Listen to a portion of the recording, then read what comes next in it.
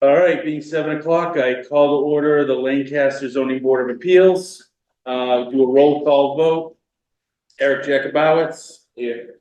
Dennis Hubbard. Here. Gene Rich. Here. Rob Alex here. Frank Sullivan. Absent.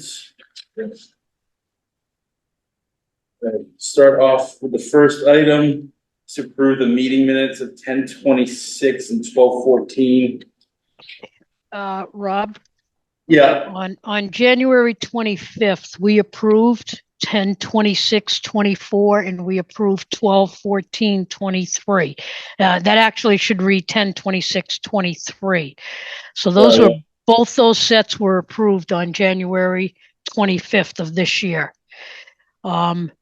We tabled the January 25th, 24 minutes in February.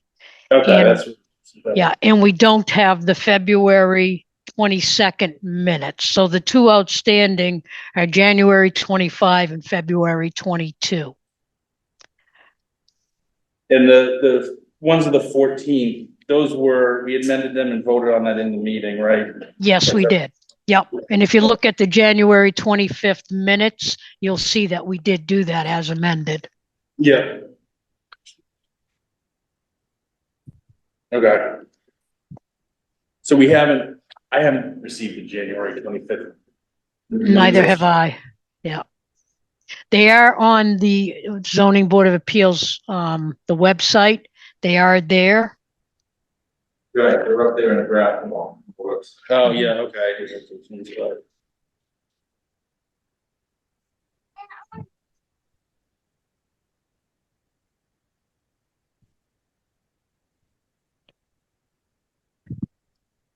And then, Gene, those are the ones that you had comments on? Yeah. Yeah, because, right, there were a lot of blanks in them. So I had written out, filled in all the blanks and handed them. Yeah. Yeah. I actually updated them since then. That's what the draft that's on the website. No. What's the matter?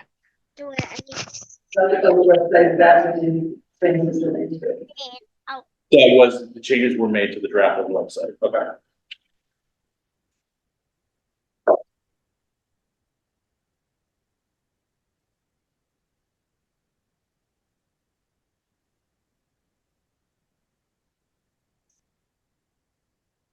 I also sent them to Gene.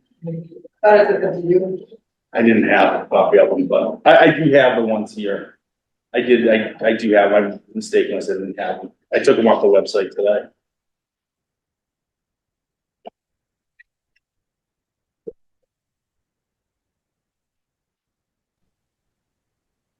The latest drafts of the meeting materials. Yeah. Or up online, but some materials as well. Yeah, I'm just looking like on there's still at least on the draft, there's still Heather's name is X'd out. The corrections were made, but like Heather's name is X'd out on the variance request for the Village Planning Board. So right below that, we have the applicant's name corrected. Yes. So I don't think we can vote on them tonight, but I think at the next meeting, we need to address the 125, the 222, and then this evening's if possible. And then we would be up to date. Yep. Agreed. Okay. So we'll table the approval for the 125 until next meeting then. Well, it's not on the agenda, so I don't know how we can vote on it. Yeah. Yes, you can table it. Okay, the next item, this was a procedural thing. So obviously I know we voted for Mike, to sit on the ZBA. Originally, kind of as we've done, as members have left, we've moved our, associate members on. I had expressed that and said, hey, this is looking to move Dennis to the full member position. And when I talked to Mike too, it would be that associate member position, just as people are getting on board. I was told by the town administrator at that point that we should vote on that. It should just be a recommendation. So that's why Mike's hasn't been approved yet by the select board, because they want to hear from us as a board to move Dennis from associate member to full member. So, Okay. All right, so I'll make a motion to recommend to the Board of Selectmen that Dennis Hubbard become a full member to the Board of Appeals. second.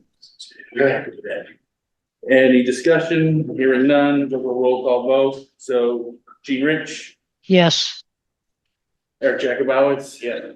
Dennis Hubbard. Yes. Rob Ellis, yes. 4-0. Okay, so we can communicate to the town administrator to move Dennis. To have on the next select board meeting to move Dennis to a full member and then have Mike as the associate member.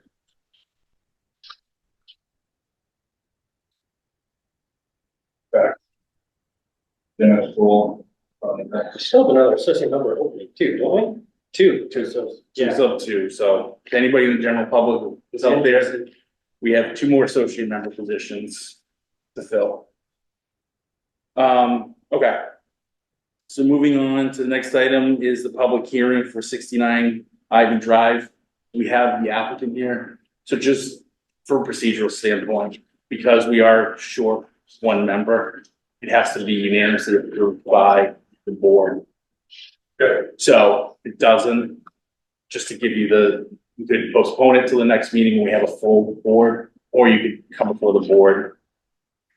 So because one's missing, It's part of the bylaw, it's part of the zoning bylaws. It's gotta be, when there's only 4, it's gotta be unanimous.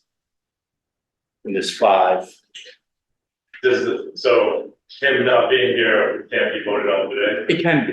Okay. But you'd have to get all 4. Okay. And that's not to say that wouldn't happen, just giving you kind of Got it. the rules of the road.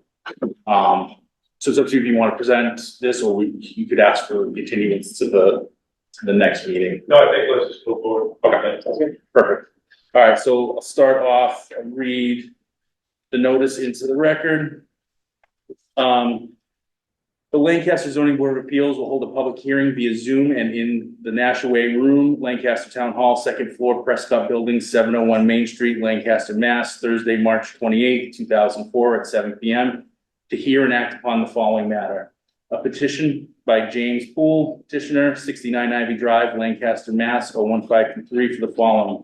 A request for variance relief pursuant to the Town of Lancaster zoning bylaws, Article 4, 220-11B. Proposed site located at 69 Ivy Drive, Lancaster, Mass. 01523 is in a residential district and identified on the assessor's map 41 as parcel 44. A copy of the petition and accompanying documents are on file at the Prescott Building, Community Development Planning Office, 701 Main Street, Lancaster, Mass. The office may be reached at 978-365-3326. Extension 1074, Robert Alex, Chair, Lancaster Board of Appeals. So, yeah, we want to talk and a brief overview of what you're looking to do and. Yeah, sorry, usually we have the podium. Stand next to the podium, I guess. You know, that way the camera can get you, we can hear you clearly. So, we're looking just to put a shed in the corner of our property. I took some pictures of the property, I don't know if you guys have that. Yeah. So if you look at our property, even though I think it's listed as an acre and a quarter, it's probably like half an acre that's usable. Yeah. In the backyard, it just drops off, right? So there's not a lot of usable land back there. So if we were to, follow the bylaws, we'd have to put our shed like in the middle of our property. Yeah. And looking out our picture window rather than seeing our beautiful woods, we would see our shed, right? So we wanted to take our shed and put it over on the corner of our property on the other side of our pool, kind of kitty corner. We talked to, I know that there's an official process, but we talked to our neighbors, Yeah. the one that would be affected, and he had no problem with it, he even signed the document. Yeah. So that's what we're looking to do. It breaks I think it's a 20-foot setback. Yeah. So yeah, just looking to put a shed in the corner of the property.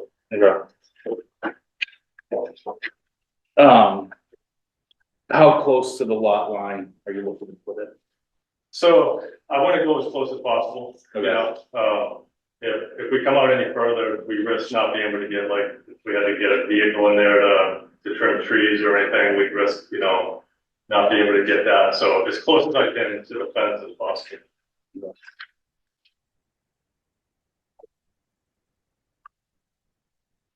kind of kiddie corner. Yeah, I did draw it or attempt to draw it. yeah, no, I can see that.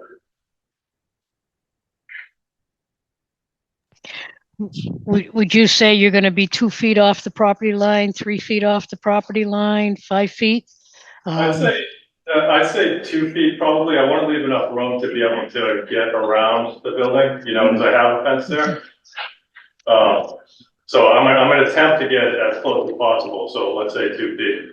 2 feet, okay. And I'm not sure if I missed it or I'm just not seeing it. What is the size of the shed you're asking to construct? I'm looking for a 12 by 16 or a 14 by 16. I think I listed it on. Yeah, it's 12 by 16. I did 12 by 16, yeah. So just under the 200 square feet. Okay. What is the 200 square feet? So it's, Gene, you're better versed in this than me probably, but if you go over, if the shed goes over 200 square feet, you have to seek a variance as well, or a special permit, I think is what it is at that point. So.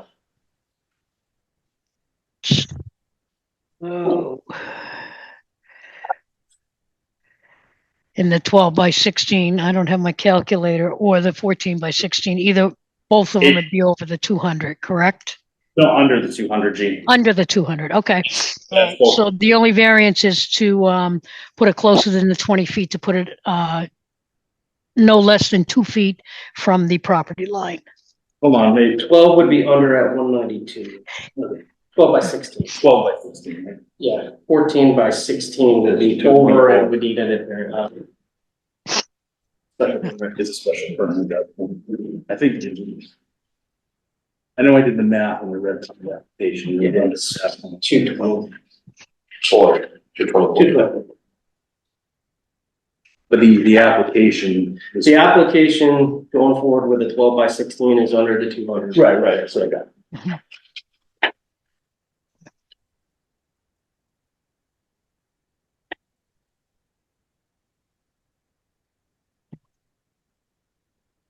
You know how far off your property line the fence is? Oh. I have a post right there. It's probably about a foot. That's already yes. And then we're planning on being about 2 feet from the fence, so. Right. We'll say 3 feet. No. But 1 foot. 1 foot, okay. So 3 feet total.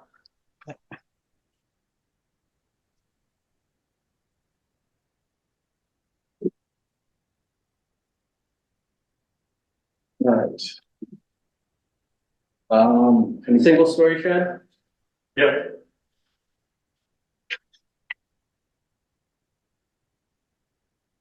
Yeah, you've got the letter here from your neighbor. Yeah, there's a couple of them.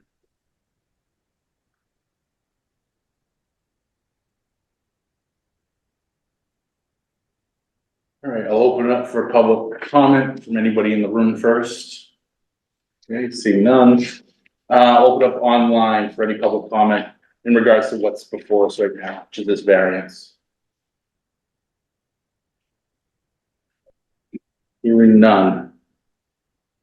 We have a motion to close the public hearing. I'll make a motion, we close the public hearing. I'll second. Okay, roll call vote, Gene Rich, Yes. Dennis Hubbard, Yes. Eric Jacobowitz. Yes. Rob Alex, yes. Any I'll make- discussion? yeah. Yeah, I'll make a motion that we approve the variance for 69 Ivy Drive to allow the construction of a 12 by 16 foot shed no closer than 2 feet from the fence or 3 feet from the property line. On the left facing the house. I don't know if it's north, south, east, or west. I'm sorry. Well,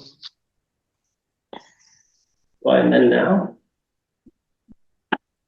Jane, you said 14 by 16, that's over 200. No, 12 by 16. 12 by 16.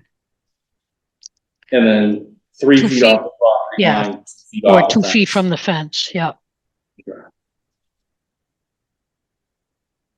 Okay. We have a second? I'll second. Dennis got to the EJ. Okay. All right, okay, so go to a roll call vote. Gene Rich, Yes. Dennis Hubbard, Yes. Eric Jacobowitz. Yes. Rob Alex, yes. Okay. So it has been approved.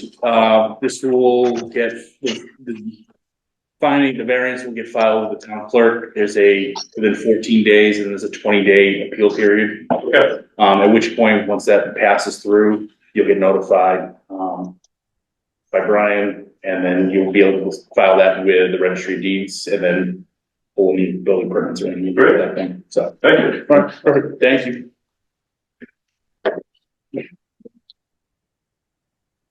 All right, next on the agenda is 13 Neck Road. Soon we have folks from the applicant here. Got a plan for tonight. Obviously presentation from the applicant around the traffic study. I believe we have our peer reviewer, Jeff Van Ness, is here as well online. Jeffrey Durr, sorry, from Van Ness.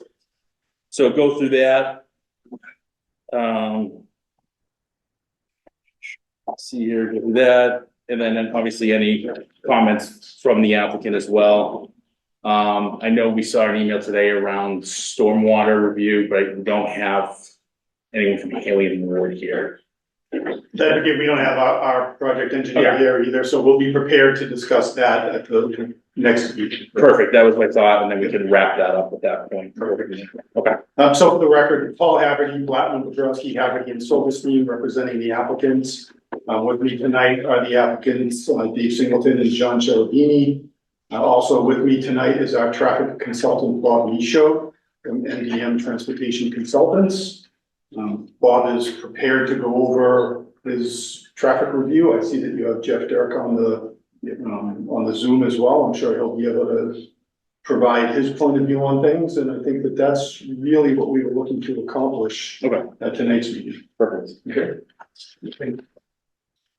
Thank you, Chair. For the record, Robert Michaud, Principal with MDM Transportation Consultants based in Marlborough, Massachusetts. I did submit to the town an electronic copy of a PowerPoint slide set, if you could bring that up. I'll walk the board through.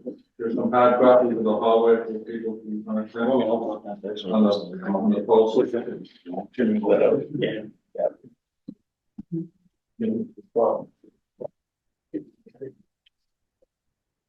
Oh, thank you, sir. No problem.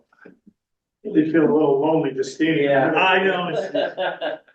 Self-conscious. Do we have the PowerPoint table?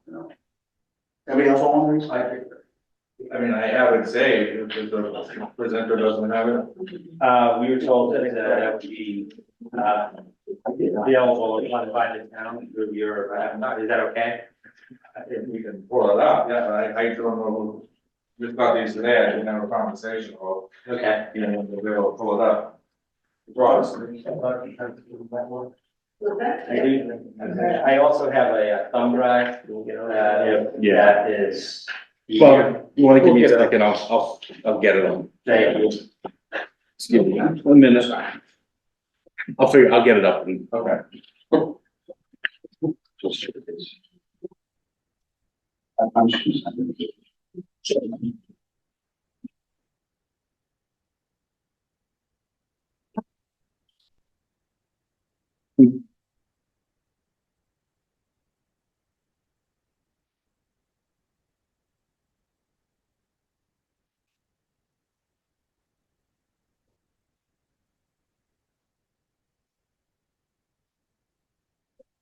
Yeah, I got it.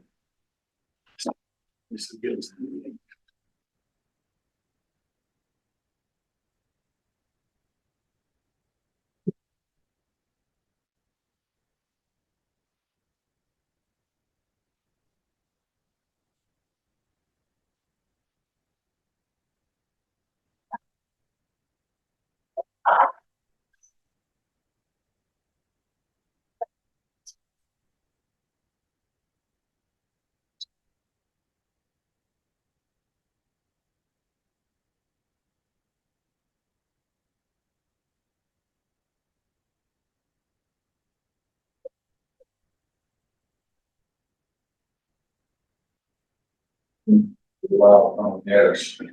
Yeah, Roz has to let me in, and then I'm just, download the file.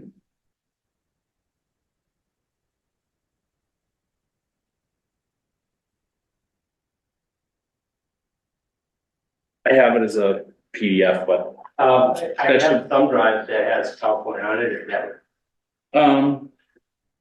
I mean, I can present the PDF. Okay, And, That's fine. yeah, do it that way.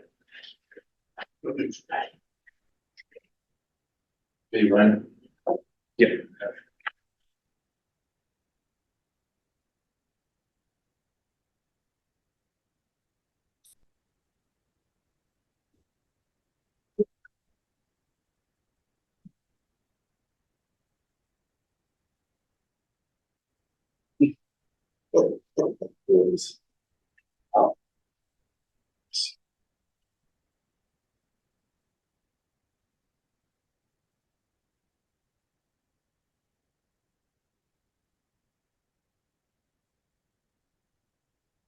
Thank you. And I'll just cue you as I need to talk. Sure. So, turn to the first slide. What I'd like to do for the board, and for the public benefit is just describe what we prepared and how it was conducted, what the nature of the study. We first started with direction from the town's peer review consultant on appropriate scope and what needed to be included as part of the traffic assessment of the project.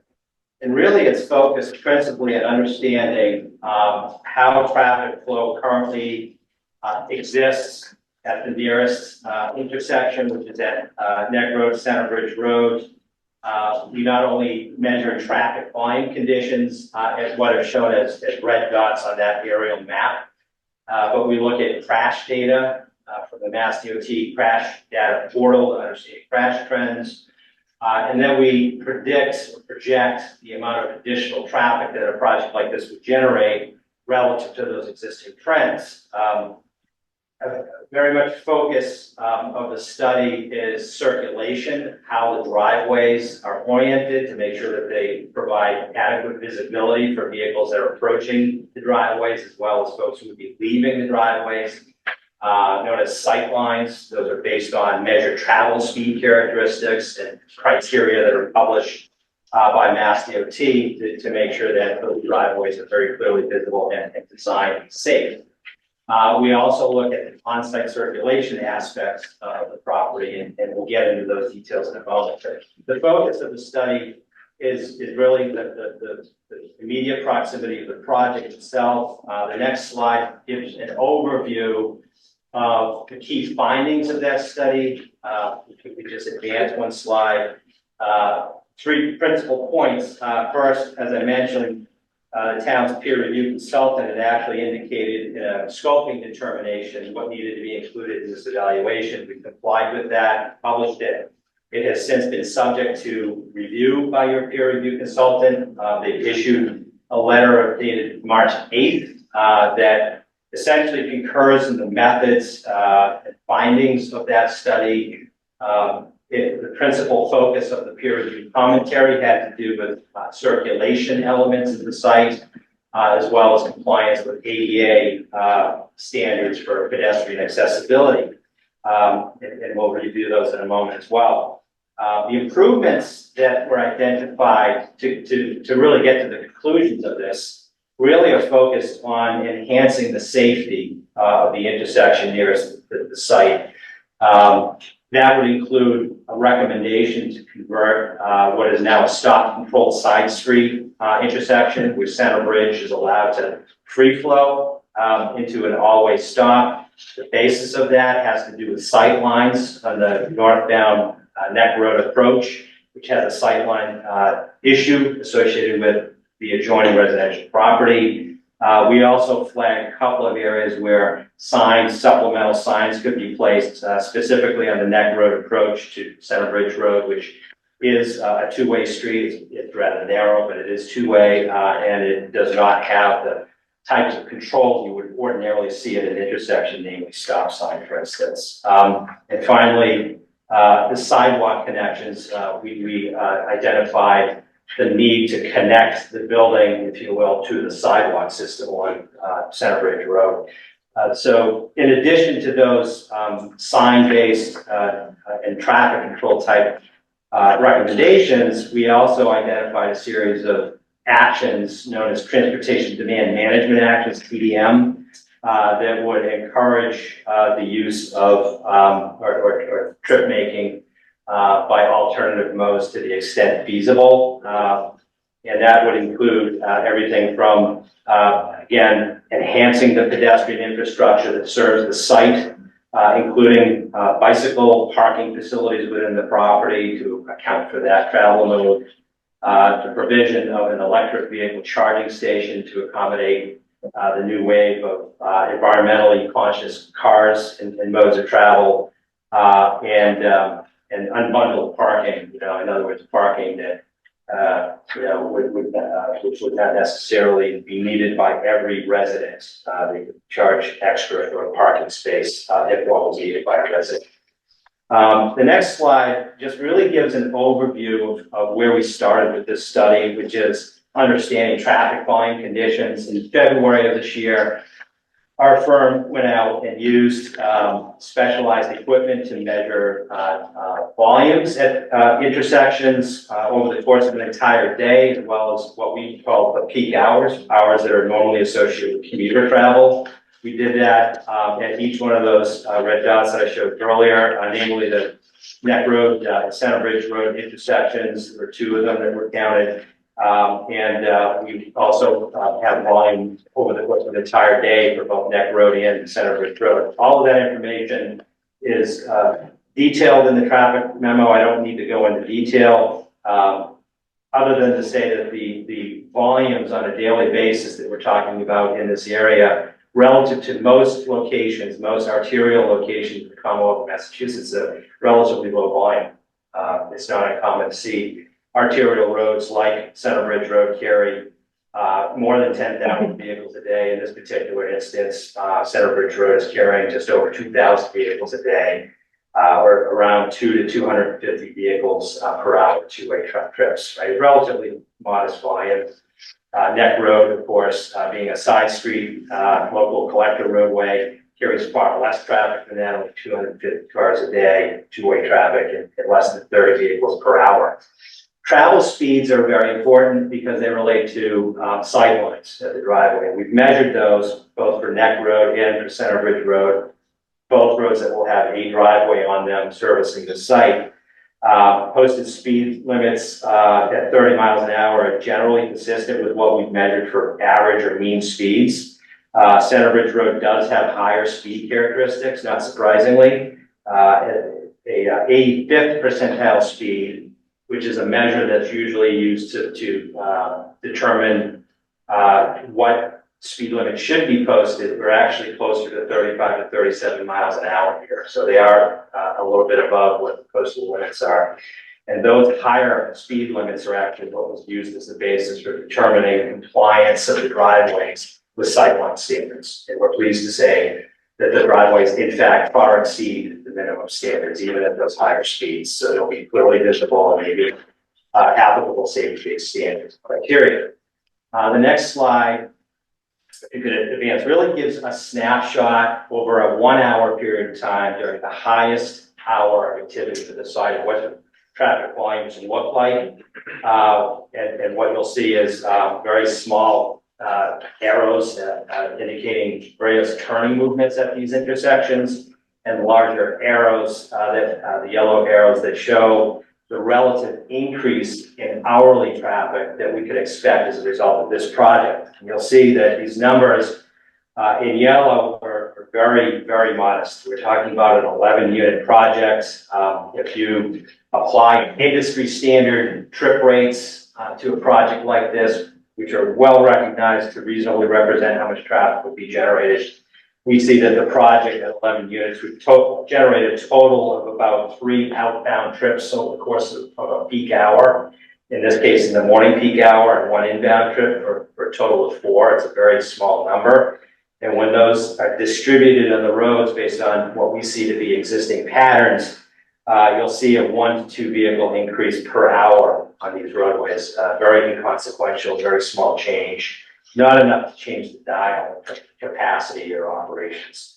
In the next slide, you'll see the same representation of a weekday evening peak hour.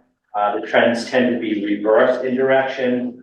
We have a total of 6 vehicle trips per hour under this example, and when you distribute those 6 per hour, most of those are coming inbound or returning to the development. We see increases of between 2 and 3 vehicle trips on these roadways. Again, a very, very small number, well within day-to-day fluctuation or hourly fluctuation that we see on these area roadways. The next slide is really, or series of slides are really intended to address or focus on what was the primary commentary through the peer review process, which is site plan related commentary as it relates to circulation, driveway geometry, how do vehicles of various types access and circulate within the property. So we've actually conducted an auto turn swept path analysis based on some relatively recent updated site plan layout, which I'll present in a moment, and I know will be the subject of your next hearing or an upcoming hearing. We're talking more about site design itself. So if you turn to the next slide, just to give the board flavor for what some of the more recent changes of the site plan have been. You'll see this plan oriented where Neck Road is to the left of the drawing, east-west orientation, Center Bridge Road is on the bottom. Each one of those roads will have a full access driveway on it. The driveways have been designed to include 15-foot curb radii and minimum 20-foot width. These are intended to be two-way full access driveways, so you can go to or from Neck Road or to or from Center Bridge Road, left or right, depending on where you're coming from. And as you focus on the internal portion of the site, you'll see that the aisles separating the parking from the edge of the aisle is 20 feet wide. So we're talking about 20-foot wide circulation aisles, which was a comment by peer review, by the way. They were looking to perhaps have those aisles a bit wider to ensure that adequate maneuverability was achieved. But we've demonstrated in the next series of slides that that 20-foot dimension is in fact appropriate for two-way traffic flow and access to each and every one of the parking spaces on the site. The slide that's before you right now is a representation, a computer modeling of a passenger vehicle making various movements to various parking spaces. This is a standard dimension passenger vehicle, just under 18 feet. It's actually 17 feet long. And you'll see that the swept paths and the ability to get into each one of these parking spaces is in fact viable from the 20-foot aisle, even those that are close to the driveways themselves. The next slide looks at the emergency apparatus turn requirements. In this case, tower vehicle that the town owns, the Lancaster 190-foot RMA. That's an aerial vehicle. It's a very large vehicle. You'll see that the swept path of that, whether coming into the site from Neck Road or from Center Bridge Road, can adequately maneuver that 20-foot wide driveway opening. They can circulate entirely within the 20-foot aisle of the property without impacting parking or structures or other features of the site. So we're confident that the geometries of both the driveway and the aisles are sufficient to allow for that larger fire apparatus to come in and circulate within the property. The next slide looks at a very recent modification of the site plan for refuse removal.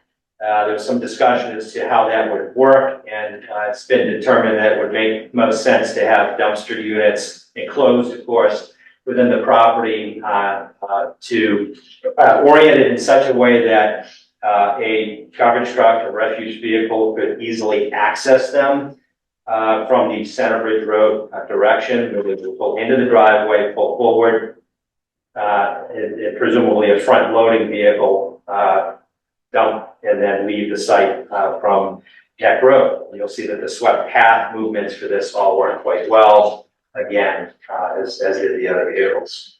The supplemental slides want to illustrate a couple of points that are useful. So if you go to the what we're calling aerial diagram of the site vicinity, this of course shows the orientation of the site and the various roadways. You'll see a red pin on the site itself in the lower right corner of the drawing. The recommendations that we've identified in the traffic report, as I previously mentioned, had to do with making sure that signs were up to date, that markings were appropriate, and that sight lines were generally acceptable, not only for the driveways, but for the intersections serving this project at Neck Road and Centerbridge Road. And you'll see in the next slide, one of the principal findings. This is the Neck Road approach to Centerbridge, right? As if you're approaching the site, which is in the background. If you see it in the center of the screen beyond what's shown as the stop sign, that's our site. It's very difficult for somebody approaching from that direction to be able to see a vehicle that's traveling on the right side of this drawing on Centerbridge Road as they're approaching this intersection. There's overgrowth. You can see that a lot of shrubs and vegetation in the rightmost corner of that intersection. There's also a parking area that serves a residential building next to that stop sign, and you really have to creep forward to be able to see a car that's oncoming. That is not an ideal situation, and one of the ways to rectify that is to place Centerbridge Road under stop control as well.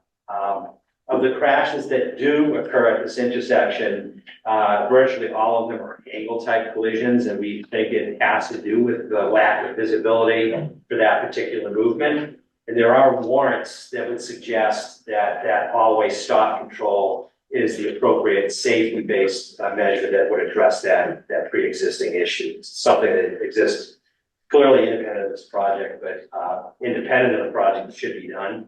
We're recommending it, and I believe there's concurrence on that for peer review. As it relates to parking, I didn't talk a whole lot about that, but there will be 21 parking spaces on the site. When we look at industry standards on a per bedroom basis, we're talking about 20 bedrooms in 11 units. The projected peak parking demand on this is shown in the upper table there at 17 parking spaces. So we're confident based on industry standards that the number of parking spaces are adequate, more than adequate, to support the use. And what that would also allow us some flexibility based on peer review commentary to identify one of the spaces or even a couple of the spaces for designated use by, say, a rideshare service, or maybe there's a food delivery being made to the site. A space that could be readily available for those types of vehicles to park short term while they're at the site and then leave again, perhaps a delivery, etc. So there are several parking spaces on this site that would afford that flexibility based on this analysis. The table just below that is empirical or real measured information about various residential properties in the Commonwealth that are not built and operating. They certainly are larger, but the trend here is that the parking supply or the parking demand for these types of residential projects is on a downward trend these days. It used to be 10, 15, 20 years ago that you'd have to have at least 2 parking spaces per residential unit based on vehicle ownership characteristics and how people travel. We see a downtrend in that, and it's becoming a point that usually an appropriate ratio on a per unit basis is closer to about 1.3 to 1.5 per unit. See, of all of these real projects that are not built and operating, that per unit parking demand is actually 1.34 spaces per unit. So the top table, which suggests peak demand of 17, we think may actually be conservative. There's a distinct possibility that the actual peak parking demand on the site will be less than 17 units, based on what we measure at other facilities. So we believe parking is more than ample. I guess my one question is when I look at that empirical data, Yeah. outside of maybe Mansfield, access to public transportation, those locations is more readily available than would be It's a very good point. rural location. Yeah, absolutely. In fact, these locations that were surveyed and that are reported here did not have any direct access to public transportation. And when we look at the US Census tract data for these communities, for these locations, there's very little reliance on or use of public transportation. So they are relevant examples. But I'll again point to the top table and say those data that we used for the top table were developed over a much longer period of time by Institute of Transportation Engineers in that case throughout the country, and are much more conservative. And even using those more conservative numbers, we're still landing at a parking demand number that's well below the supply. So again, it's going to afford the developer the opportunity to think about where they'd like to have a designated space or two for deliveries and quick turnover parking that could better serve the site. So with that, we're very pleased with the outcome of the peer review here. This is not a high impact project. It meets applicable safety-based standards and criteria.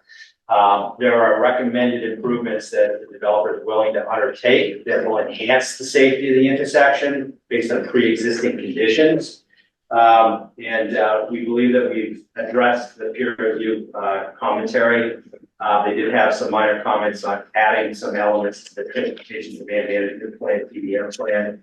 They were relatively minor in nature, but they will be have been added in our response, which was submitted to the board today. So glad to answer your questions, if you have. Jeffrey, I guess you have our peer, I guess I don't know if the board has any questions for Bob, and then go to Jeffrey from there. Makes sense. Then I have, I'll read the chief's comment into the record. Okay. So I guess any questions for Bob at this point from the board? Or was it go over to Jeff?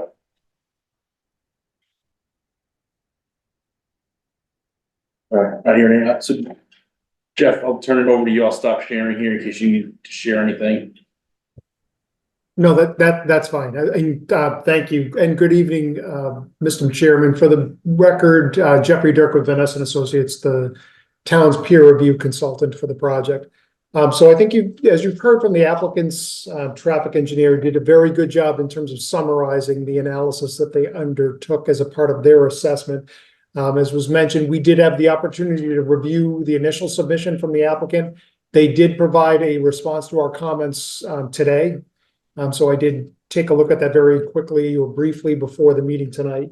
The applicant has been responsive. I think there's a little bit more work to do, primarily related to the site plan, and I'll go through those comments that I continue to have in a moment.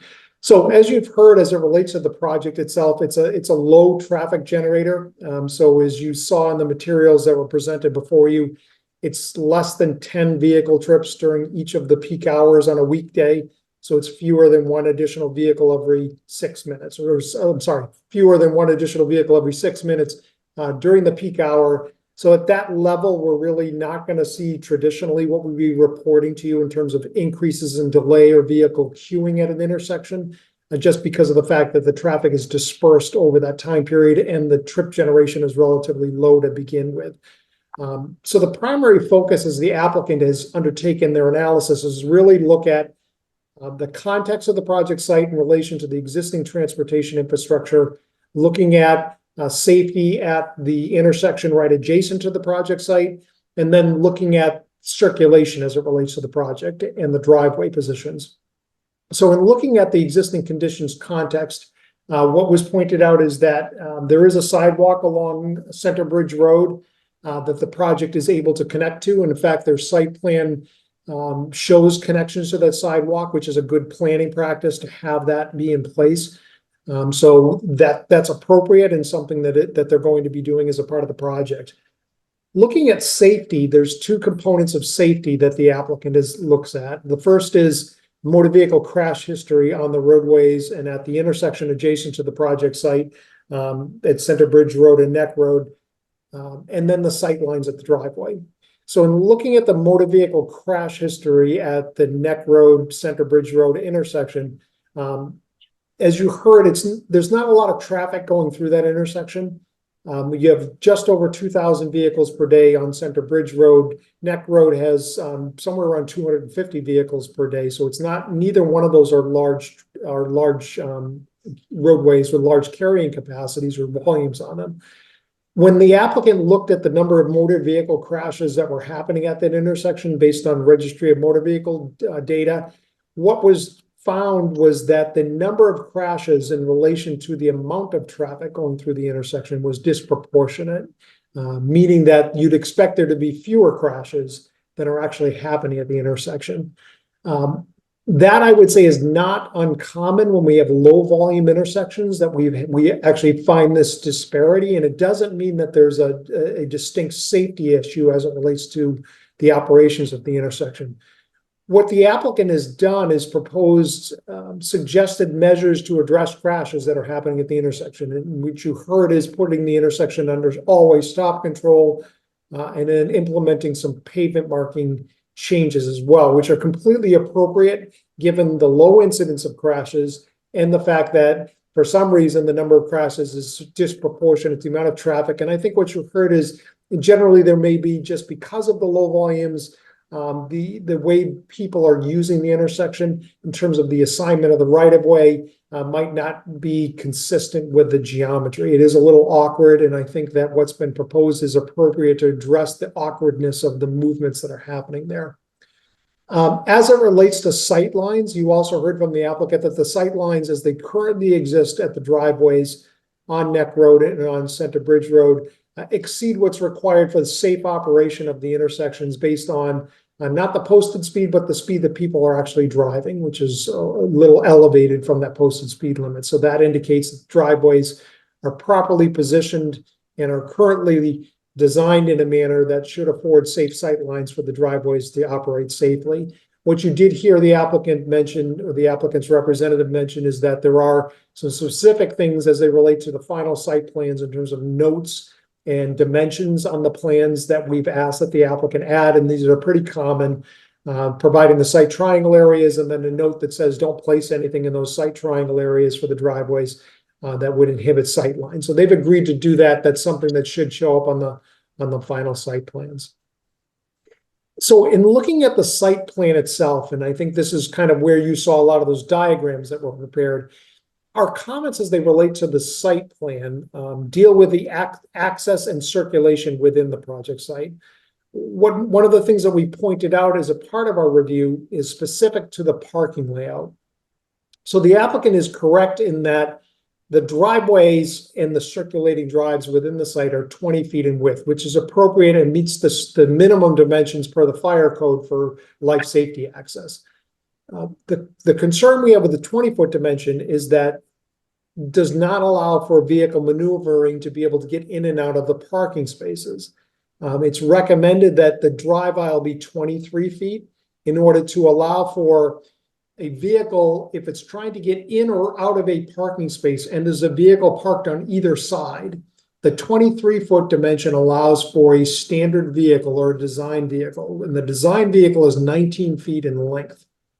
So when we're running our turning analysis or assessing parking dimensions, we want to make sure that that standard design vehicle, which is 19 feet in length, can be able to pull out of the parking space in one maneuver, ideally. So if you have an 18-foot parking space, which a long parking space, which is proposed, or even if it's 19 feet, and we only have 20 feet behind that vehicle, if you do have a larger vehicle, so an SUV or a pickup truck parked in one of those parking spaces, and there's a vehicle parked on either side, the vehicle is not going to be able to enter or exit the parking space in one maneuver. It's going to have to pull out, pull forward, pull back out again, and then make its turn. So it's probably going to be a 3-point turning maneuver to get in or out of those parking spaces if there's a vehicle on either side. The applicant did present tonight as a part of their review, and this is a part of their response to comments, is some turning analyses that show that, you know, a different size vehicle, smaller than 19 feet, is able to maneuver in and out of those parking spaces. One of the vehicles, the larger vehicle that they used, I think is a blended sized vehicle that represents probably compact and larger sized vehicle. It's a blended sized vehicle that probably is an average of the vehicle fleet that's on the roadway. But the standard dimension is a 19-foot long vehicle, and that's what we use for design purposes. A vehicle smaller than that, yes, it can get in and out of those parking spaces, but there's no way to know the size of the vehicle that the residents are going to be there. That's why the 23-foot dimension is used, because it allows for larger and smaller size vehicles to be able to enter and exit those parking spaces. So we did, and we continue to recommend that the drive aisle width be increased, and 23 feet is the dimension we would like to see. If it can only be 22 foot, you know, that's probably acceptable. But a 20-foot dimension is not going to allow a larger size vehicle to be able to get in and out of those parking spaces if there's a vehicle parked on either side. So that comment, I think we're still going to have as we go forward and review the applicant's response. We did offer as an alternative that consideration could be given to making the drive aisle within the site a one-way drive aisle. And then they could change the parking spaces to angled parking, which the 20-foot drive aisle would be more than sufficient if there was angled parking versus 90-degree parking.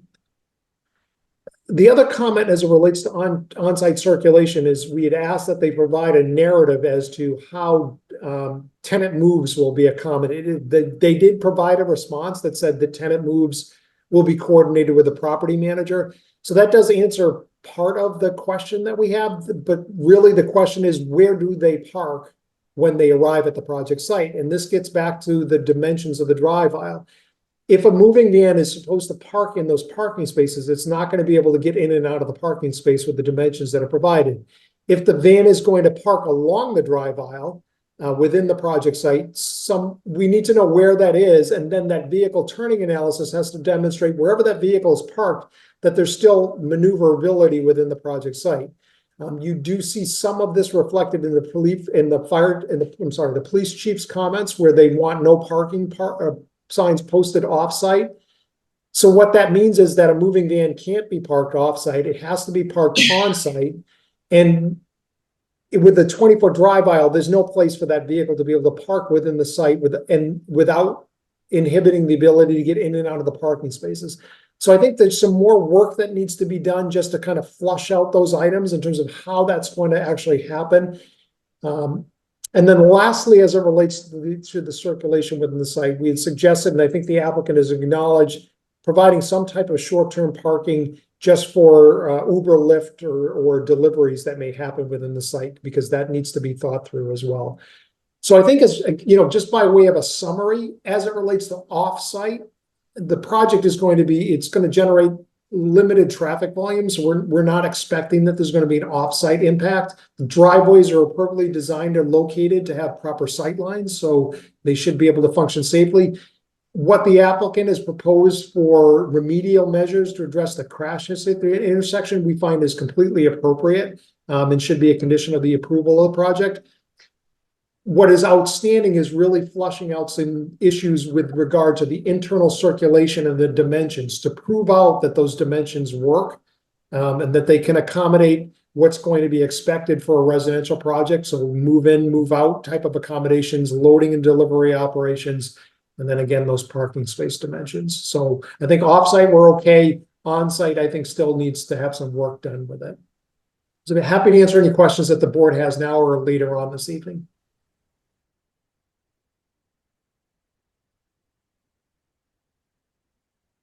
I think it's one of the concerns I have coming up again in terms of traffic flow is with now having that dumpster in what was the snow storage area is gonna potentially create more issues again with that, the flow of traffic. And obviously, I don't think that's something that's addressed here at all, but just on the surface is a concern, right? If we have a large snowstorm, and now we're limited again in the space where we can store snow on site, it could reduce traffic flow within the area, within the development.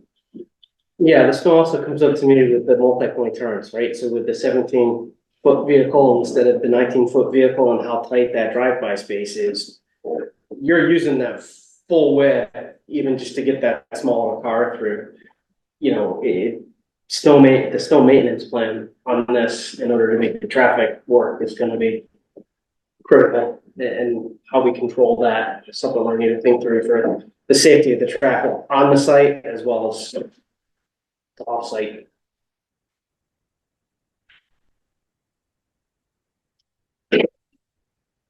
Through the chair, I know, the site plan will be subject to a separate meeting. We see a lot of sites like this with that same question, and it's an excellent question. Even in years when, you know, like this year, there wasn't a ton of snow, snow does happen. It's often the case, usually the case, that a project would be conditioned on having to remove the snow to an off-site location, by a service under those scenarios. But I'm gonna let Hancock Associates and the applicant address that more specifically. I'm just pointing it out, I don't want more generically to say that it would be in the applicant's best interest to make sure that that's handled appropriately as a practical matter, and it's often the case that that becomes a condition.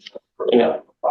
It would also, even removing the snow, like you just said, that's a very tight area. I mean, said loader and dump truck in there to move snow. Understood. And also, I'm gonna forward, the fire chief could not be in tonight, but he did have a couple comments about some sloped curbing and also, you know, snow in the corner, if it freezes, that type of thing, getting around there. But I gotta forward them to Brian because he wasn't able to be here tonight, just texted me, so. Great. So we appreciate that. And so I suspect that, as with most projects, those types of issues can be easily addressed. Slope curbing is Just to get in and out of the site with a long truck. You don't want to be slashing tires on sharp curb, as I did a couple weeks ago with my own car. Yeah. So I understand it. Thank you.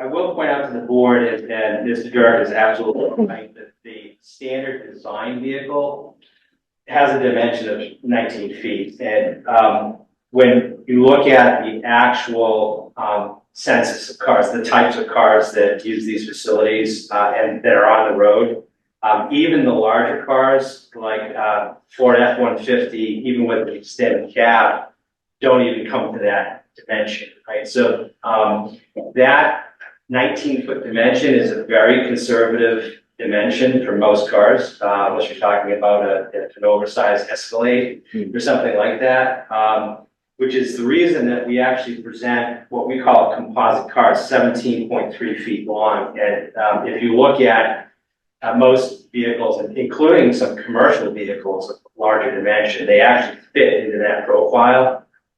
Put it in the context of a mid-size, like an Impala or a Jetta or something like that, typically has a dimension of about 16.5 feet or so.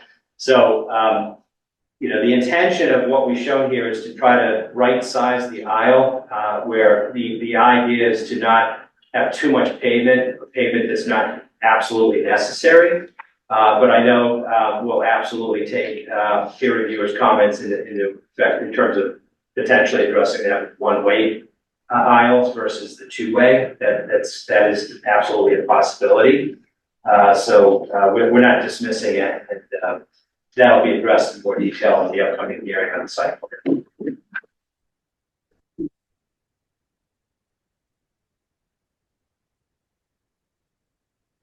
Gene, any comments, questions from you?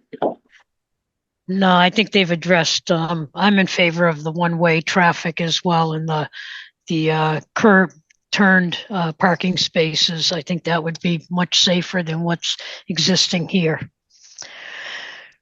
Yeah, just quick look, the smaller Amazon delivery trucks are about 20 feet long. So again, if we're going to be having deliveries, parking in some of these quick spots, that bigger vehicle does need to be able to get in and out from a safety to the automobile system. Sure, understood. I think the concept here would be, and I mentioned it earlier, to designate or reserve a couple of spaces for higher turnover, things like food delivery, briefs, or someone does a ride hail, right, to call Uber or a Lyft.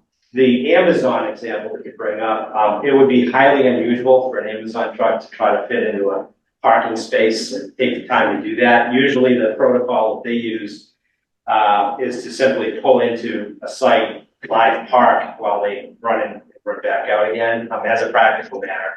I'll also point out that Amazon is increasingly, as one example, increasingly relying on civilian drivers, meaning personal cars to get products out. The most recent example of that is in Westboro, for instance. They have a new hub there.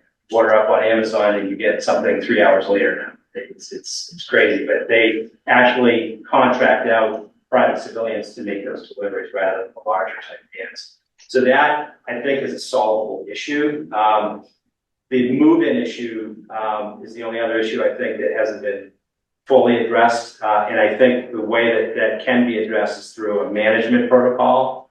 The move-in activity for a project like this, where these are relatively small units, would typically involve a single unit box truck, a rider truck type of vehicle that has a dimension of around maybe 25 feet in length.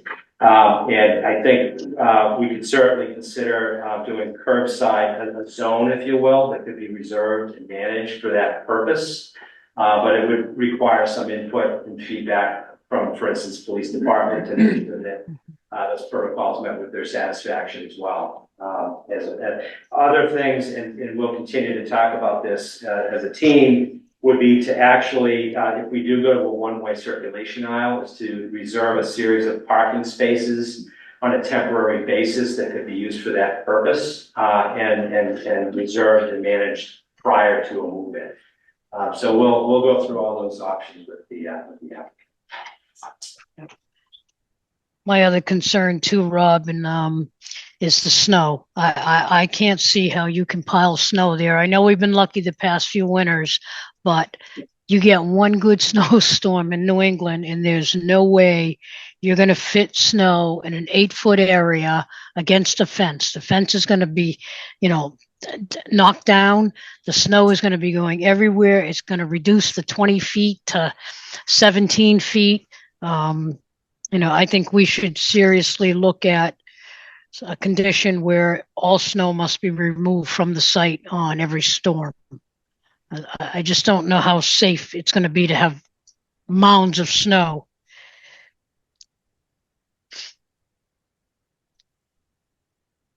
I think that was the fire chief's concern also.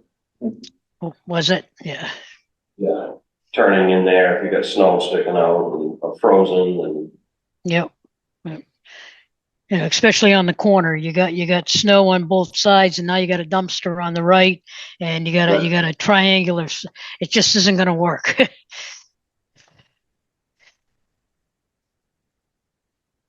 It's a tight site.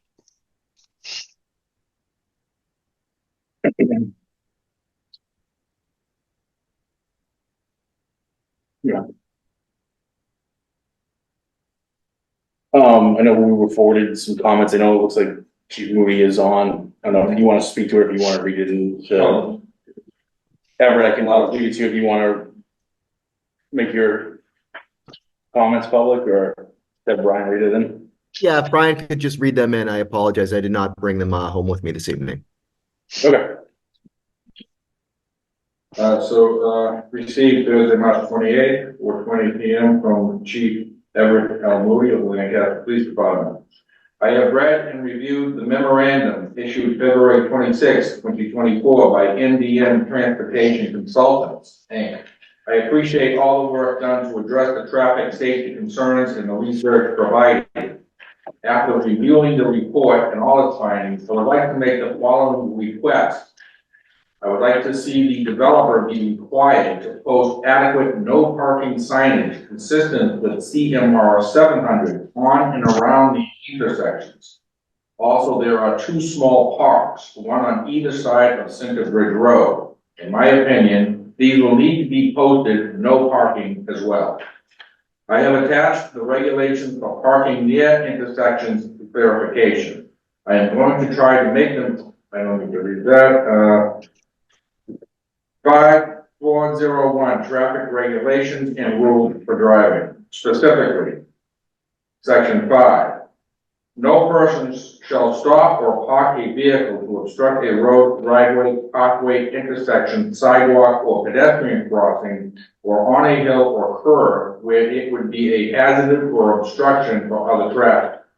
When stopping or parking a vehicle off the traveled portion of the road, the front of the vehicle should be facing the direction in which traffic in the nearest traffic lane is flowing, and the vehicle should be stopped or parked parallel and within 12 inches of the curb. But in no case should any vehicle stop or park within 20 feet of any intersection, nor within 10 feet of a fire hydrant.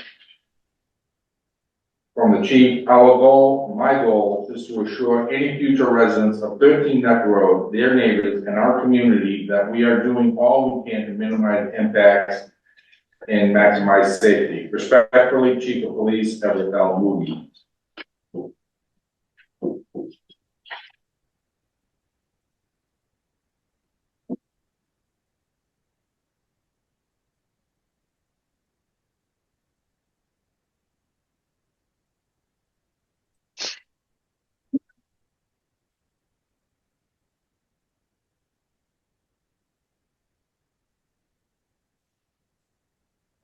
Yeah. So just from an applicant's point of view, what would be the resistance to having one-way circulation in angled parking? Is that just incompatible for the residents? Is it an inconvenience? I don't think that the proponent is necessarily opposed to it. I think the intention was, in the current design, was to provide as much flexibility as possible on how a resident would come or go from the development. I think it's absolutely worth looking at a one-way pattern. I don't think it's frankly that inconvenient. To some degree, frankly, one-way circulation reduces the amount of conflict, if you will. So I would imagine that we want to have the entry along Neck Road and the exit onto Center Bridge as a practical matter, just thinking about how those spaces would need to be angled. And I think that would most likely fully address the issues that Mr. Dirk has brought up in terms of circulation. So we'll discuss that and probably present a plan describing what that would look like, and we'll make sure that the proponent is comfortable with that solution. Okay. Thank you. Thank you. All right.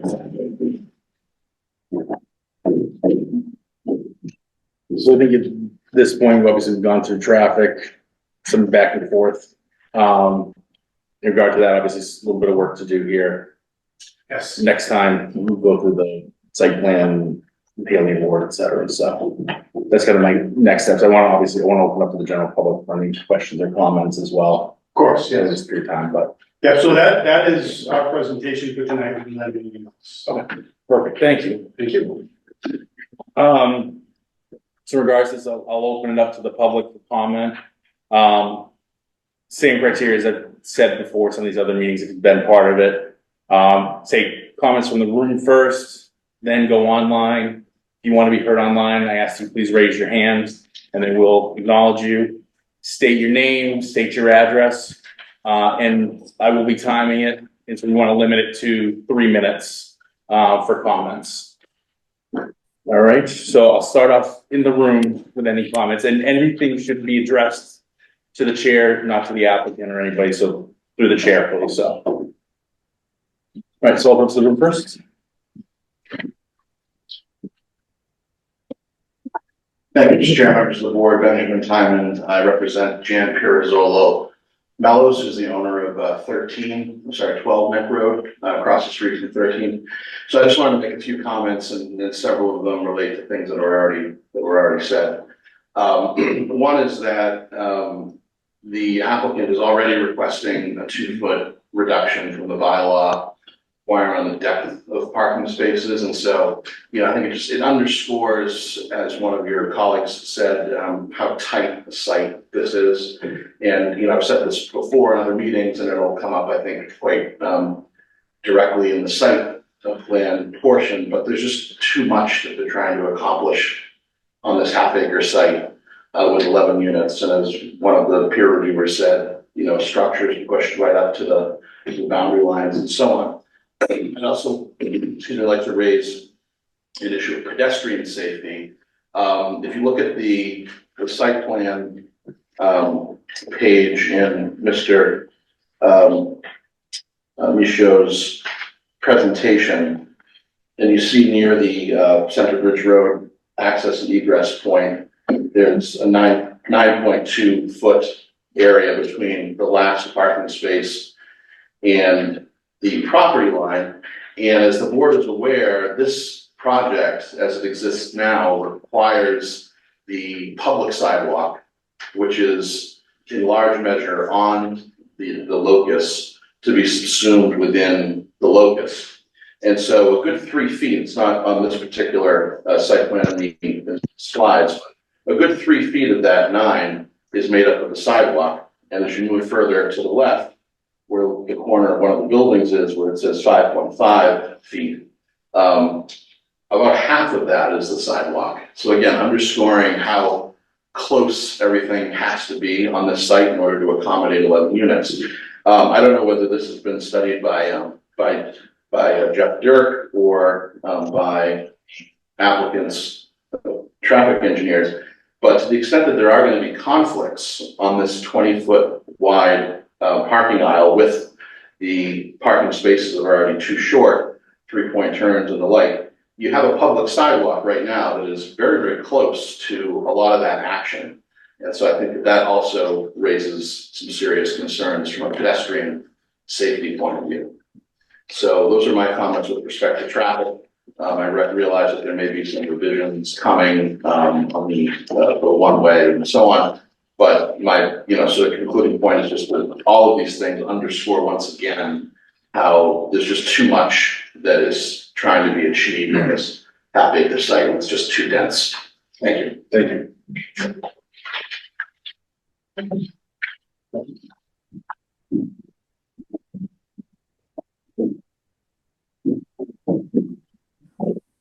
Sam Lottis from 24 Neck Road. I live across the street from 13 Neck Road also.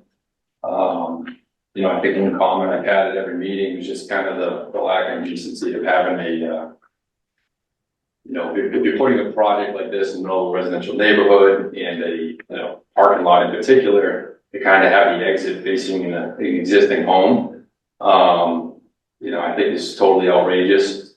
I hear the comments about potentially making it, a one direction, path. I think, the comments are made, it makes more sense to kind of have the entrance on Next Road, which would kind of alleviate that for us. I think to the extent it was proposed the other way, it would, make matters even worse. On top of that, I think the only other comment I have looking at this tonight is that, these peak parking demand, like the comparative sites, I would think it'd be at least one, comparative site in the surrounding rural towns that could be used. Maybe just at least one, right? If you were kind of trying to be fair and make a comparison here, you'd find one, at least one in the surrounding towns, right? I think that would be good to see. And, I think I'd kind of keep it to that. Again, I am looking forward to kind of seeing the site plan updates and seeing the new visuals without the lack of natural plantings and just the white vinyl fence. I think that would be good to see. Again, I think even with the white vinyl fence, I think the plantings make sense. There's no way that 6 or 8 foot space in front of the fence is going to be used to pile snow. I think the natural planting still makes sense there, even if it is reduced. I think that's most of it. I think to the extent that snow removal is made a condition, that makes total sense. I mean, I don't see why you even fight about trying to have people shovel, basically the snow into a 6 foot space and pile it out. The condition makes total sense to the project. And I think, again, the four-way stop, I mean, obviously that seems to make sense there as well as a condition of the project, so that's all I got for today. Thank you. Thank you. Any other comments from the room? Okay. I'll move online next. So I see Marilyn's iPad. So go to you first, Marilyn. Hi, yes, this is Greg Wilson. I live at number 2 Neck Road. That's at the corner of Center Bridge and Neck Road. And I'm concerned about the 4-way stop that's proposed at Neck and Center Bridge Road. The vehicles that are exiting Main Street, if they don't have a reason to slow down going on to Center Bridge, they're going at the same speed that they were on Main Street. And I don't think they're going to have the time to stop at the stop sign that is proposed at a Neck and Center Bridge. Let's see, we've lived here for 4 years and the traffic goes by pretty darn fast, especially in the mornings. And so I'm concerned about that 4-way stop. Thank you. Thank you, Greg. All right. Next, I'll go to Martha Moore. Martha Moore, 131 Center Bridge Road, Lancaster. My unique comment, I guess, and I might have heard it incorrectly, but when you were talking about safety vehicles, it looked like they would be coming into the site, and that's fire, ambulance, those types of things, coming into the site along your, what you call your circulation aisle, and staying on the outer edge of the property. And I wonder how efficient that is for ambulances and fire departments to be held at bay or for some distance from the homes that they are trying to get to for safety reasons. And I secondly concur or are a little confused too. And again, maybe I heard it wrong, but one way, okay, that makes sense, I guess, but I don't think you'd want to put the exit onto the most heavily traveled road, which is Center Bridge.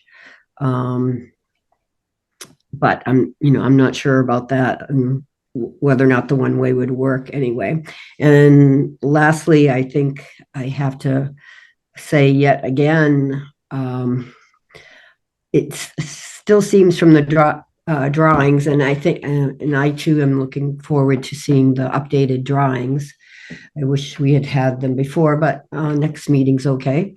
But the sidewalk, that's a public sidewalk. It's owned by the town, and I don't see why a development can kind of encroach on it to the detriment of the public. That's all. Thanks. Thank you.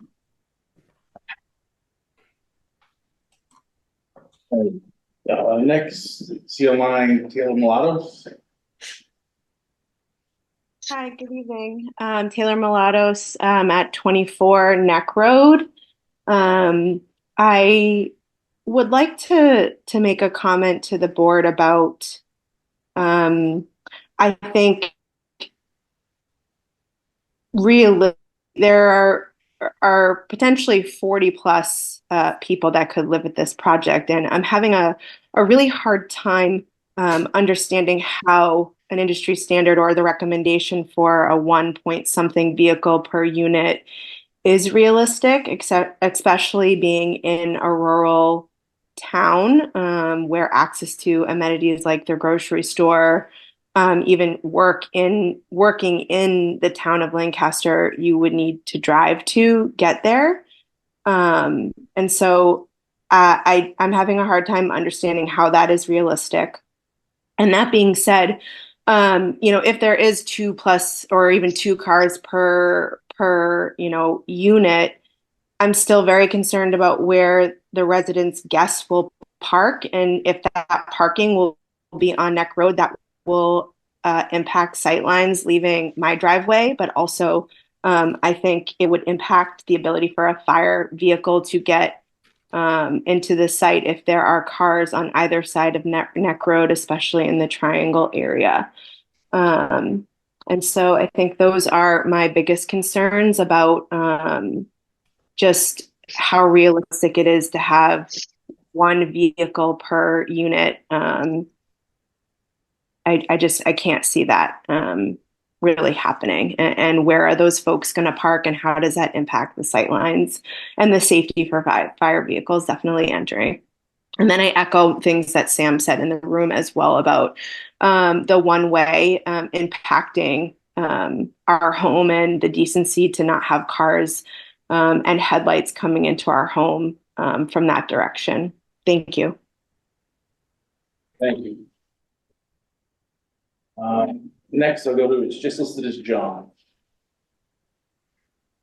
Hi, John Bowman, 620 Main Street. I really appreciate the conversation. The studies generated, I think, a lot of good points and perspectives have been added. I want to kind of refocus and ask about the scope of the study. It seems to me that it's a bit too narrow, given the proximity of Main Street, Center Bridge, and Neck Road around the triangle.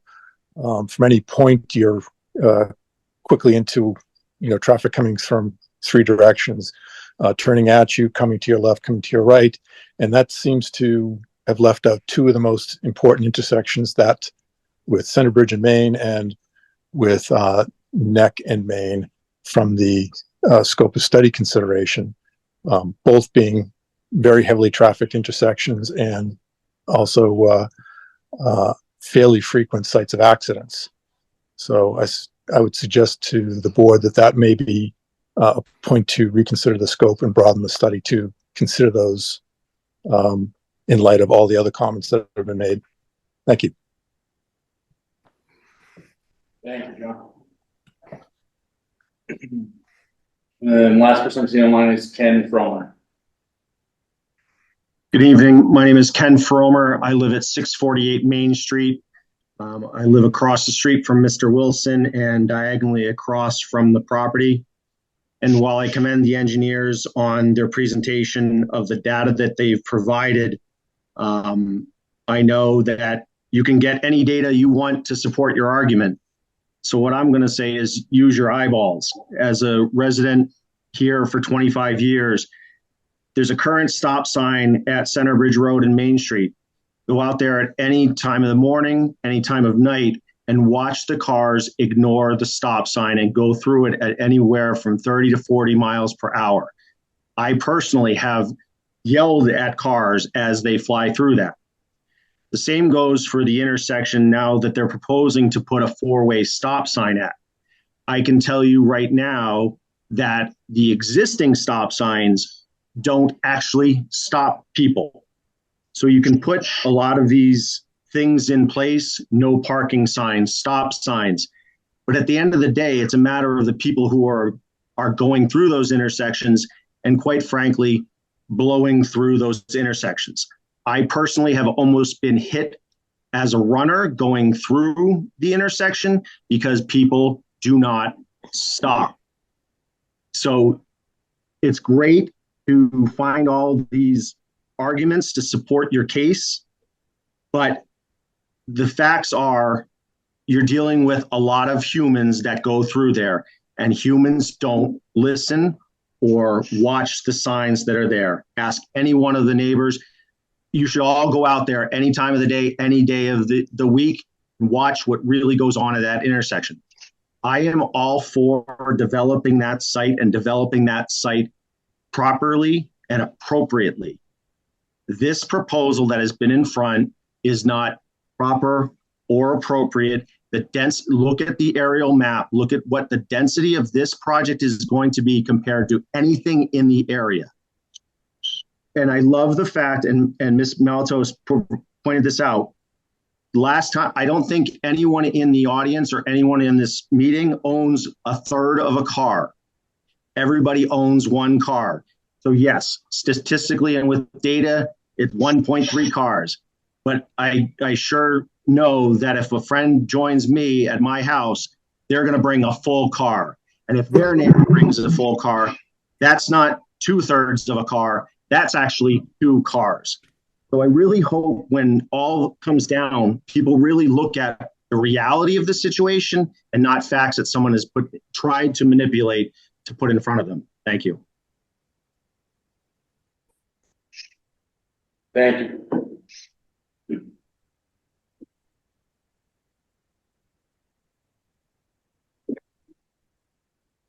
Any other, it's like we don't have any more hands raised online.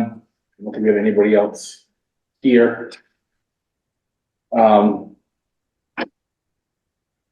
mean, I guess one of my questions to the peer reviewer, to Jeffrey Dirk, you know, looking at the data that was used, for the parking spaces,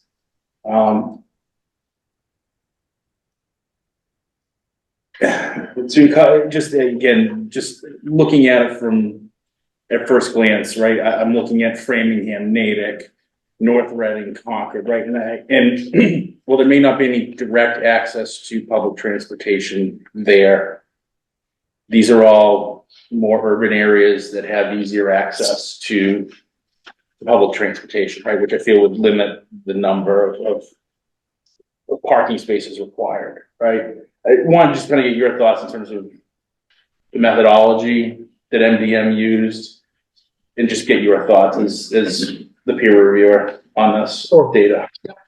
No, thank you. So that information was not provided as a part of the traffic study. That was information that was submitted to the board and the town today. So we haven't really had a chance to dig into it. We will certainly do that as a part of our follow-up review. What I would say is that the standard parking for suburban areas, even with limited access to public transportation, is generally 1.5. And for affordable housing projects or any multifamily residential projects, 1.5 is generally what the rule of thumb is to use. I believe they're parking at something closer to 1.9 or 1.7. I think if I remember right, I think it's closer to 1.9. Even with the sites that they've got, with the sites that they've got surveyed, I mean, if they provided 1.7 parking spaces per unit, that would be sufficient to accommodate the multifamily residential in a suburban area with basically no access to public transportation. You know, and what I would say is that I don't know what exactly the unit mix is, but if they have a mixes of 1s, 2s, and 3s in there, you are going to have some units that are only going to have a vehicle. And then the other thing to think about as well is just, it's a low automobile ownership as it relates to maybe a 1-bedroom not having 2 vehicles in there.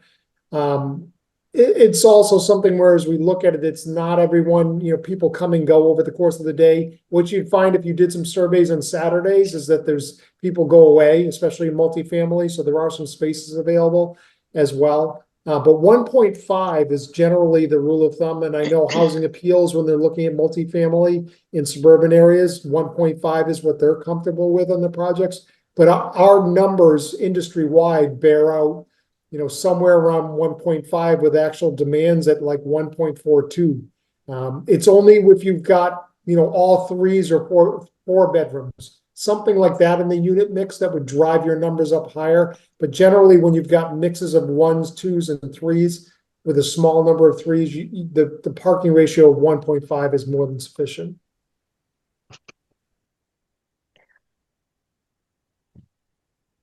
Rob, I have a question for Jeffrey, if I could, please. Of course, yeah. Jeffrey, given my understanding of the new building codes in Massachusetts, any new construction, you must install an electric car hookup. How do we address this with 11 units? Does every parking space have to have that electric hookup? Where would it be? And I don't see anything on the plan. So how do they address that? So I would think that they should be provide. I don't know that they have to provide electric vehicle charging for every parking space. So they think they need to provide some. And so I think if they had at least one, if not two parking spaces that have electric vehicle charging capabilities, what I would be sufficient, and they could just provide those, and then if a resident rents an apartment or if this is home ownership and they buy, you want to provide the space for the resident that has that. So you make sure there's an accommodation for it. What I would also say is that you do want to provide reserve capacity to expand the number of electric vehicle charging stations. It's short money from the applicant's perspective if you condition it that they install conduit and handholds or pull boxes to expand and add additional electric vehicle charging stations if the demand warrants in the future. That's easy to do. It's low cost, incidental cost when they're building the project. So it is good practice to provide, a certain number of reserve capacity for adding some electric vehicle charging stations. So the law doesn't state it has to be for every apartment, they have to have one. I know on a single family home, you have to have an electric setup now for any new construction. So it's not a one-to-one. I'm not aware of that. I mean, that's something Okay. I think that would need to be looked into. It's not uncommon that when you ask that they provide at least one, if not two. Given the low number of units, two is not outrageous to ask that they provide accommodation for that initially, and then they provide reserve capacity to expand it if warranted. Thank you.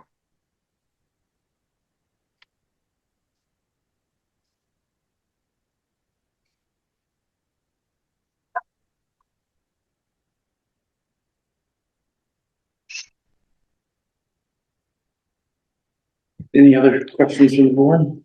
I guess also for our expert, Jeffrey, I just want to confirm too that 2 handicap spaces for this number of units is appropriate. Yes, that would be appropriate for the number of units. Thank you.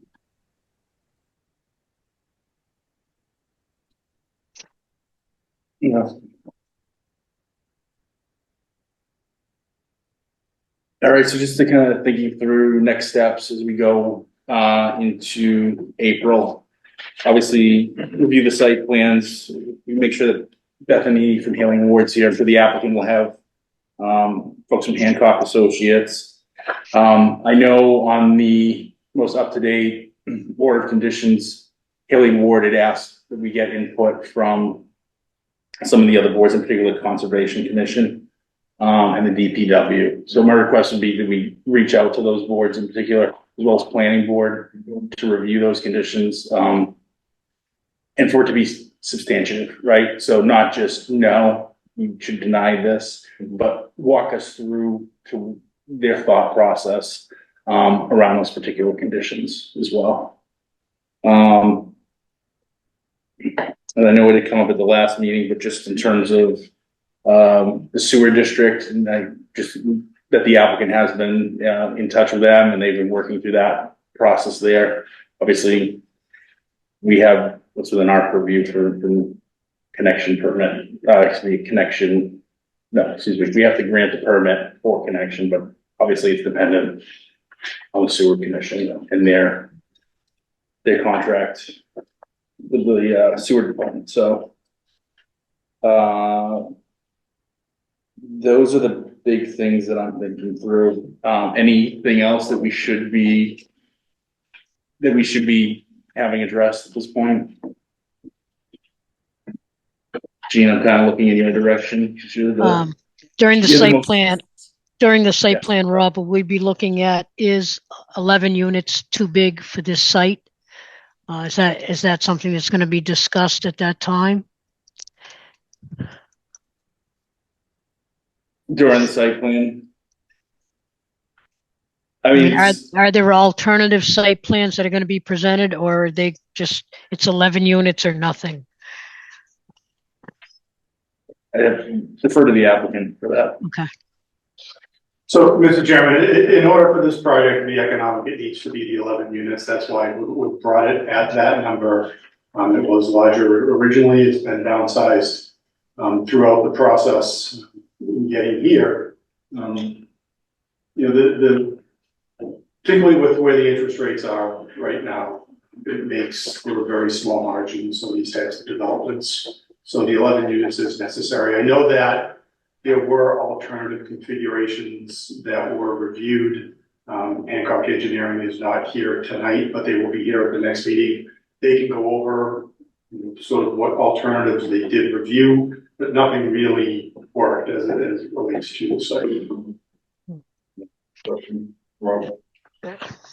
So Paul, are you saying that if this were to be reduced to 4 units or 6 units or 8 units, that it would not be financially feasible for them to build it? Yes, that is correct. It would render the project uneconomic.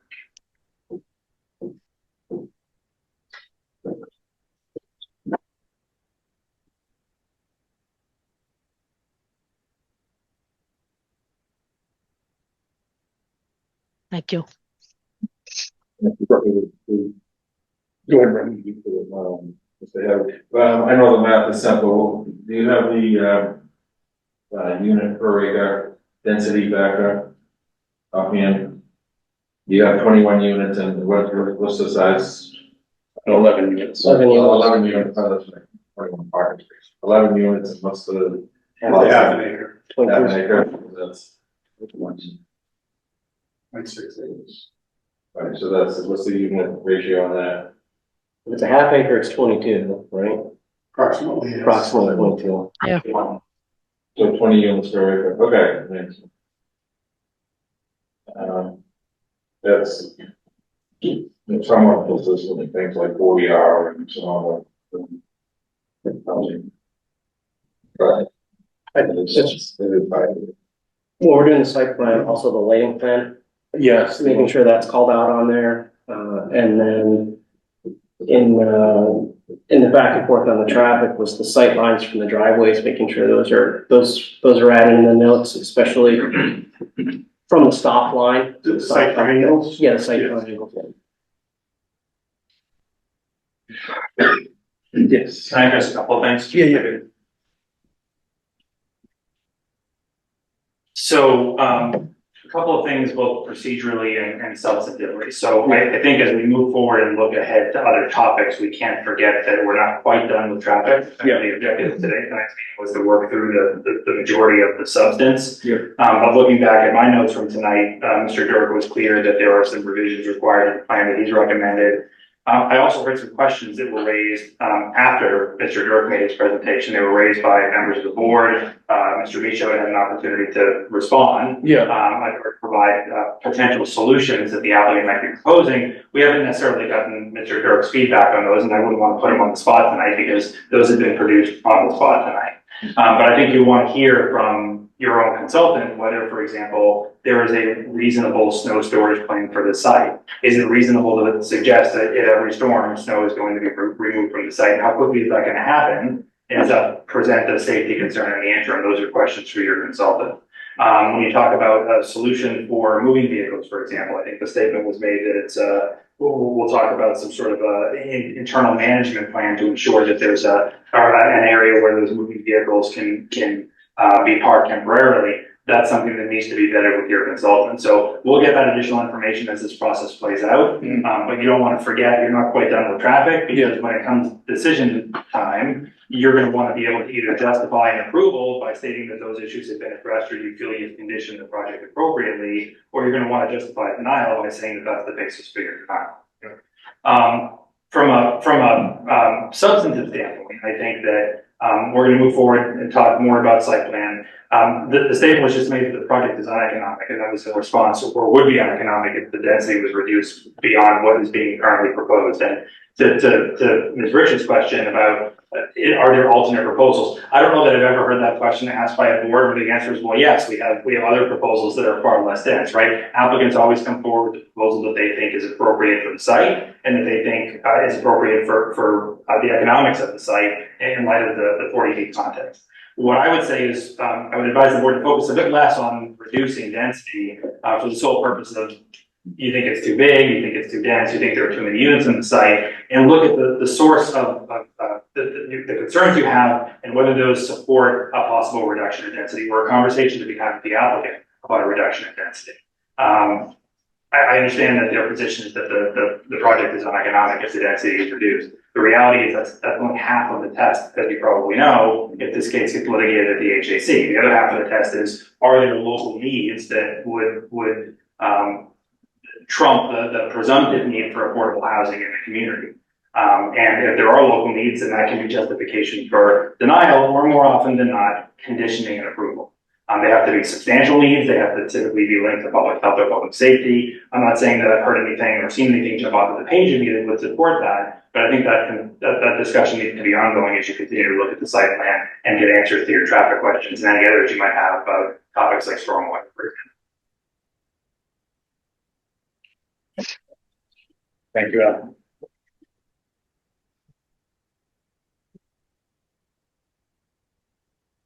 Okay.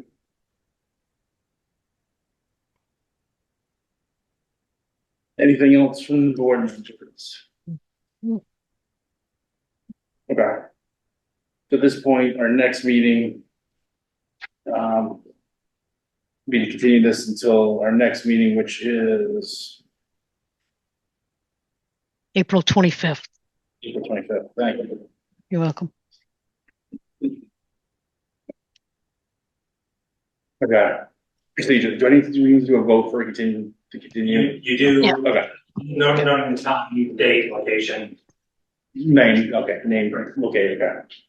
So we have a motion to continue the hearing on 13 Neck Road. Second. Well, so I think somebody Make a motion to continue the hearing for 13 Neck Road until April 25th, 25th, 2024. 2024 at 7 p.m. Hybrid. National Way Room. National Way Room. Yeah. I'll second that. Okay. So motion by Dennis, second by Gene. Any discussion? Hearing none, we'll vote. Gene Rich, Yes. Dennis Hubbard, Yes. Eric Jacobowitz, Rob Alex, yes. So we'll continue to April 25th at 7 p.m. For the agenda, any correspondence at this point? Thank you. Okay, so we have a motion to adjourn. Make a motion to adjourn. All right, motion to adjourn by Dennis Hubbard, second by Eric Jacobowitz. Any discussion? Hearing none. What's a roll call vote? Gene Rich, Yes. Dennis Hubbard, Yes. Eric Jacobowitz, Yes. Rob Alex, yes. We are adjourned at 8:42.